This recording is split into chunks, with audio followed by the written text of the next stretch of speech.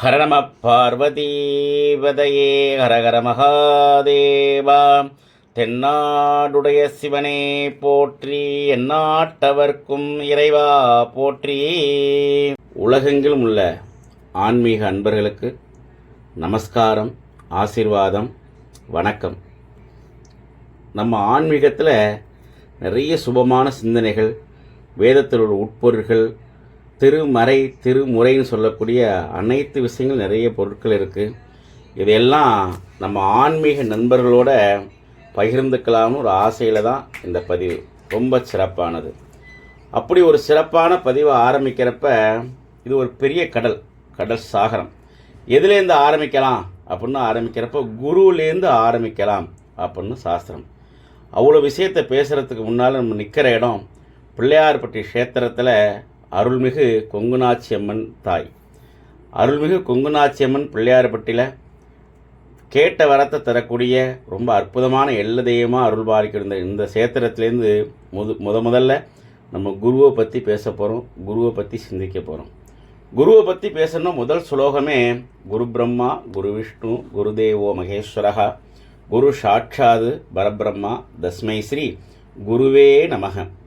இந்த ஸ்லோகம் என்ன சொல்கிறது அப்படின்னா, குருதாப்பா பிரம்மா, குருதான் விஷ்ணு, குருதான் ருத்ரன்.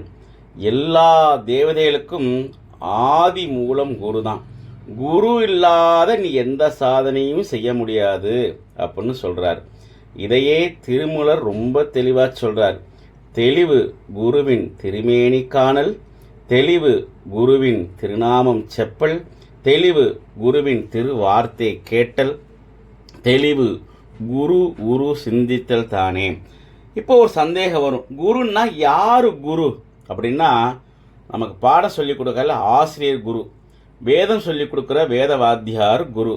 அது மட்டும் இல்லாமல் நமக்கு ஒரு விஷயத்தை எந்த தொழிலை செய்து கொடுத்தாலும் சரி, அது ஒரு கிரிக்கெட்டாக இருக்கலாம், ஃபுட்பாலாக இருக்கலாம், அல்லது ஒரு மெக்கானிக் ஷெட்டில் ஏதாவது கொடுக்கலாம், சினிமா சொல்லிக் கொடுக்குறதெல்லாம். அதுலேயும் உயர்திரு பாக்கியராஜ் சார் டைரக்டர் அவர்கள் தன்னோட குரு பாரதிராஜ் எங்கே பேசுகிறாலும் எங்கள் குரு ஓன் பண்ணி சொல்லிகிட்டே இருப்பார்.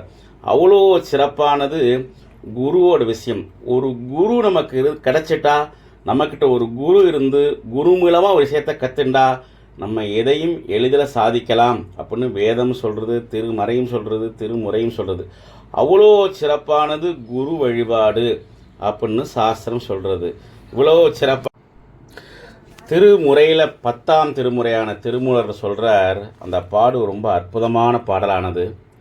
அதில் முதல் வரி பாருங்கள், அற்புதமாக. தெளிவு குருவின் திருமேனி காணல். உங்கள் பக்கத்தில் குரு இருந்தால் அவரை டெய்லி பார்க்கறது, அவரை நமஸ்காரம் பண்ணிட்டு அவரோட வார்த்தையோடு கேட்கறது சிறப்பானது. அடுத்த வரி சொல்கிறார், தெளிவு குருவின் திருநாமம் செப்பல். குருவோட திருநாமன பேரை சொல்கிறதில்ல, என் குருன்னு சொன்னாலே போருமானது, அவ்வளோ சிறப்பானது. அடுத்த வரி பாருங்கள், தெளிவு குருவின் திருவார்த்தை கேட்டல். குரு உபதேசம் பண்ண வார்த்தையும் அவர் சொன்ன எந்த ஒரு வார்த்தையும் உடனே எதிர்த்து பேசாமல் அப்படியே கேட்கணுமா, அவ்வளோ சிறப்பானது திருவார்த்தை கேட்டல். அடுத்ததாக ஒரு அற்புதமான வரி பாருங்கள், தெளிவு குரு சிந்தித்தல் தானே. இப்போ வரி பாருங்கள், திருமேனி காணல்.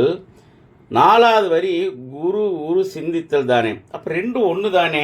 திருமேனியே பார்க்குறோம், இங்கேயும் குரு சிந்திக்கணும். அப்படி சொல்லலை திருமூலர். முதல் வரி என்ன சொல்கிறார், நீ பிரசன்னில் இருந்தால் குருவை பார்த்து நமஸ்காரம் பண்ணி அவற்றை உத்தரவு வைக்கணும். ஒருவேளை நீ தள்ளி இருந்தாலோ வேறு இடத்துல இருந்தாலோ அப்போ குருவை மனசால அவற்றை ஆசீர்வாதம் வாங்கணுமாம். குரு சிந்தித்தானே.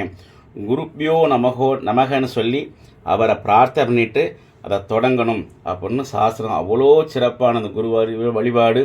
இன்னும் சிறப்பாக நிறைய வரப்போகிறது. இதை பற்றி நிறைய சிந்திப்போம். எல்லாரும் சேவமாக சௌரியமாக இருக்கணும். இன்பமே சூழ்க, எல்லோரும் வாழ்க. சர்வஜனேனாம் சுயினோ பவந்து. ததாஸ்து.